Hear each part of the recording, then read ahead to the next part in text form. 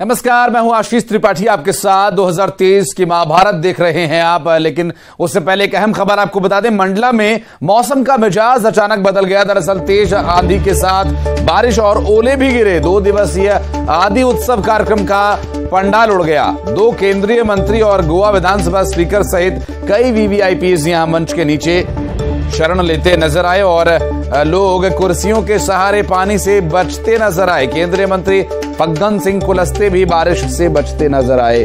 बारिश से बचने मंच के नीचे केंद्रीय मंत्री को शरण लेनी पड़ी। गोवा के स्पीकर विश्वेश्वर टूडू भी यहां मंच के नीचे शरण लेते नजर आए। तस्वीरें आपको हम दिखा रहे हैं। दरअसल अचानक बारिश होने लगी। हालांकि क्या कार्यक्रम के बारे में पूर्वानुमान बारिश का नहीं था। कार्यक्रम के समय के साथ ये एक बड़ा प्रश्न रहेगा।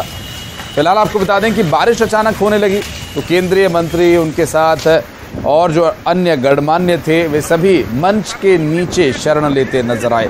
आदि उत्सव कार्यक्रम का पंडाल उड़ गया और जो अन्य आम लोग जो यहाँ पर आए हुए थे, उन्होंने कुर्सी को सिर के ऊपर उठा लिया और बारिश से बचने की कोशिश करते नजर आए।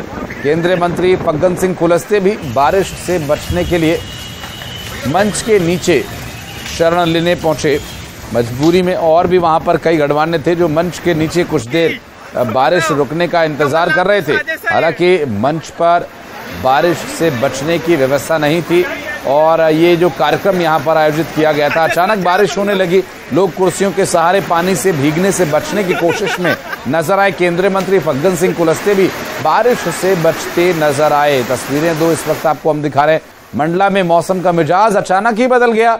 तेज आंधी के साथ बारिश और ओले गिरे। दरअसल यहाँ पर आदि उत्सव कार्यक्रम के दौरान पंडाल ही उड़ गया और 2 केंद्रीय मंत्री यहाँ कार्यक्रम में पहुंचे थे और कई गणमान्य थे जो बारिश के वजह से अपने आप को बचाने के लिए मंच के नीचे शरण लेते नजर आए। कृष्णा साहू हमारे सहयोगी इस वक्त हमारे साथ मौजूद हैं। क्या बारिश का पूर्वानुमान नहीं था कृष्णा? जब बारिश शुरू हुई तो व्यवस्था भी उस तरह से नहीं थी?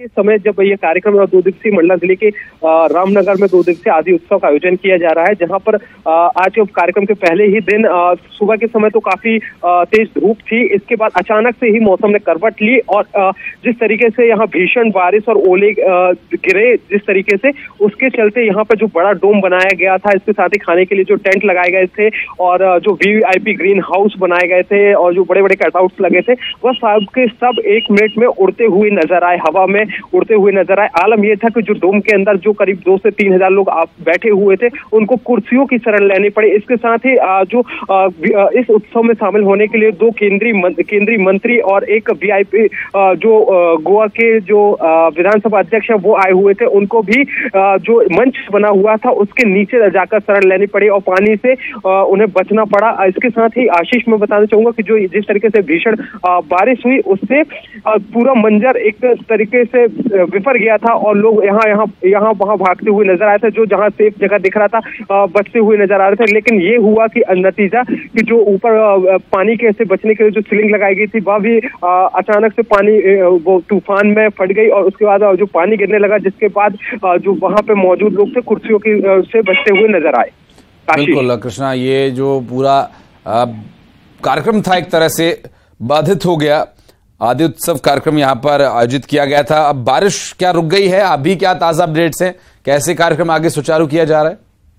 जी बिल्कुल आशीष, बताना चाहूंगा कि अभी जो कार्यक्रम, बारिश तो रुक गई है, लेकिन ये जो आज का पहले दिन का कार्यक्रम था लगभग खत्म ही हो गया था। कार्यक्रम लास्ट ही चल रहा था, समापन की ओर था। कुछ लोगों को पुरस्कार देना वाले का कार्य चल रहा था, लेकिन जिस तरीके से बारिश हुई उसके बाद से कार्यक्रम को यहीं बीच में ही रोकना पड़ा और अभी तो फिलहाल बारिश रुक गई है। आशीष, बहुत शुक्रिया आपका इस जानकारी के लिए कृष्णा।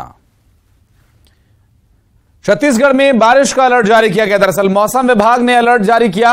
अगले 4 घंटों में प्रदेश के कई जिलों में बारिश के आसार बन रहे हैं। दरअसल सूरजपुर, सरगुजा, जशपुर, बिलासपुर के लिए येलो अलर्ट जारी किया गया। कोरबा और पास के जिलों के लिए भी अलर्ट जारी किया गया। गरज चमक के साथ आंधी चलने की भी संभावना जताई जा रही है। आकाशीय बिजली गिरने की भी संभावना जताई जा रही है। मौसम विभाग ने इसके लिए अलर्ट जारी किया। अगले 4 घंटों में प्रदेश के कई जिलों में बारिश के आसार बन रहे हैं। सूरजपुर, सरगुजा, जशपुर, बिलासपुर के लिए येलो अलर्ट जारी किया गया है।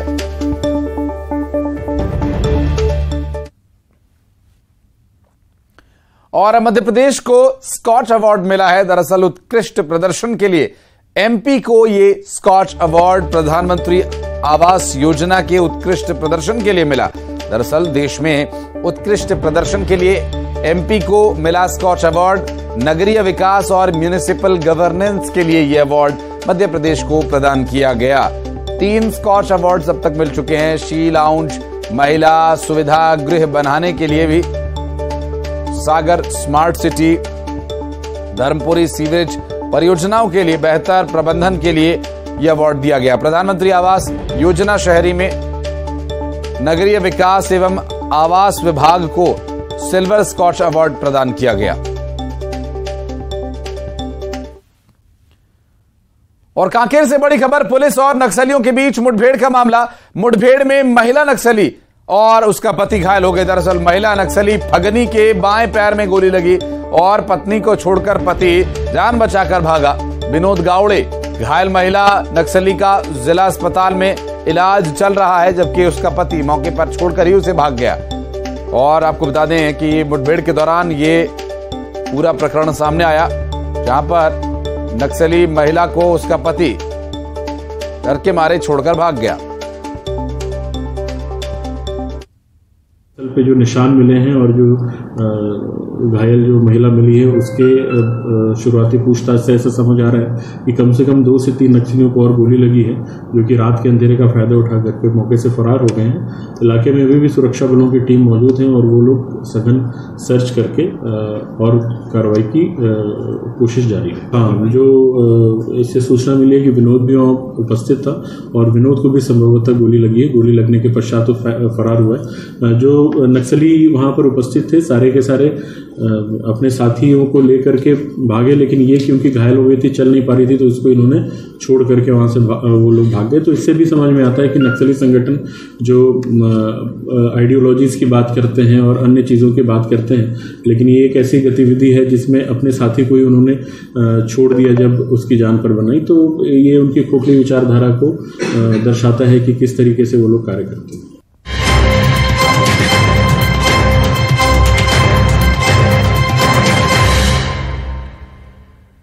खंडवा में कांग्रेस के कार्यक्रम के दौरान कार्यकर्ताओं ने हंगामा करना शुरू कर दिया, जिसके बाद वहां मौजूद पूर्व सीएम दिग्विजय सिंह ने कार्यकर्ताओं को फटकारा। बैठक के दौरान वहां दिग्विजय सिंह ने कार्यकर्ताओं को फटकार लगाते हुए कहा कि सबको बोलने दो, रात भर बोलो, भले कांग्रेस भाड़ में जाए। आप लोग शांत रहिए, बिल्कुल बोलवाएंगे। सोने के रात भर बैठे, चलो जाओ, सबको बोलवाएंगे, जाओ। सबको अपनी बात कहने का मौका दो, जिसको बोलना है बोले। कांग्रेस जाए भाड़ में, आपकी रिश्ते से आप लोग काम कर रहे हो।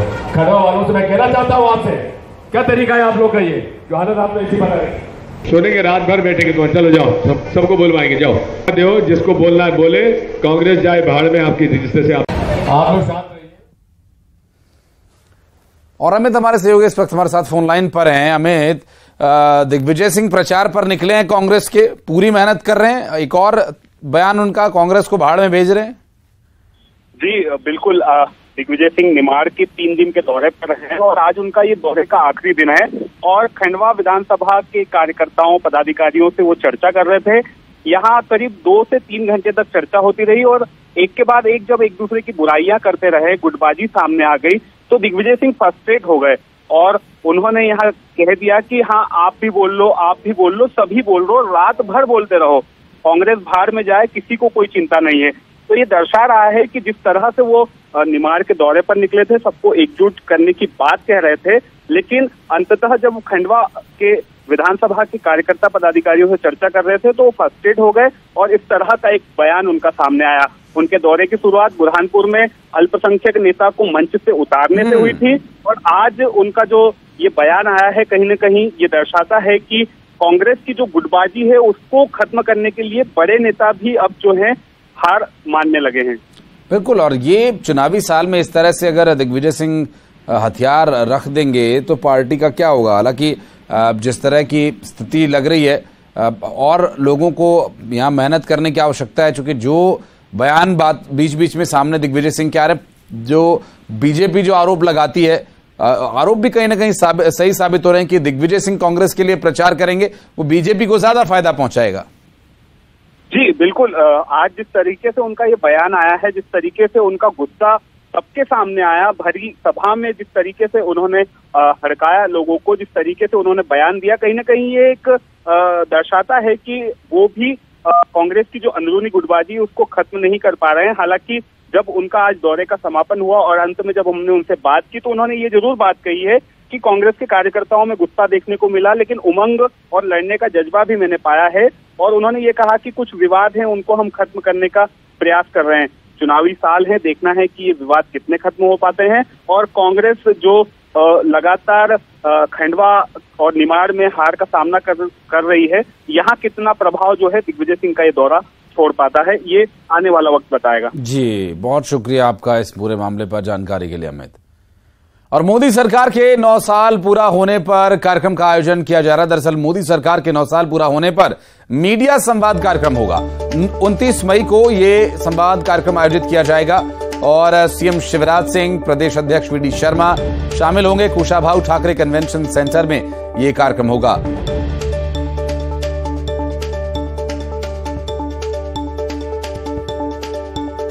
और 29 मई को कार्यक्रम आयोजित किया जाएगा। दरअसल केंद्र में नरेंद्र मोदी के नेतृत्व में सरकार चलते हुए 9 साल पूरे हो रहे हैं। ऐसे में 29 मई को आयोजित होने वाले इस कार्यक्रम में सारी लीडरशिप पहुंचेगी। कुशाभाऊ कन्वेंशन सेंटर में ये कार्यक्रम होगा मोदी सरकार के 9 साल के कार्यकाल पर पूरा होने पर।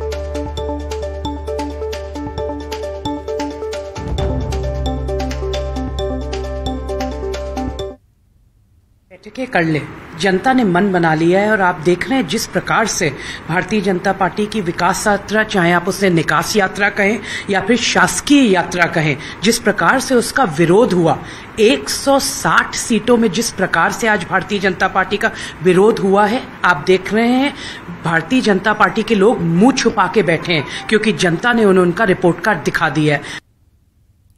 कांग्रेस की तरफ से प्रतिक्रिया आई है। भारतीय जनता पार्टी की तरफ से जो कार्यक्रम आयोजित किए जा रहे हैं, जो प्रयास हो रहे हैं, उस पर कांग्रेस की प्रतिक्रिया आपने सुनी। किस तरह से कांग्रेस के द्वारा भारतीय जनता पार्टी को लेकर तंज किया गया।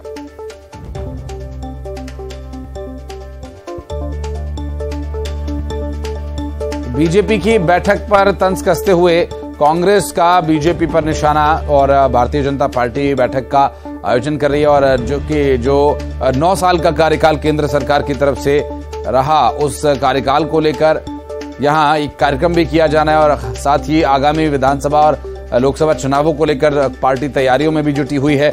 और ये जो चुनाव है काफी महत्वपूर्ण है। और ये जो 9 साल का कार्यकाल पूरा होने पर भारतीय जनता पार्टी की तरफ से कार्यक्रम का आयोजन किया जा रहा है। कांग्रेस ने इस पर निशाना भी साधा।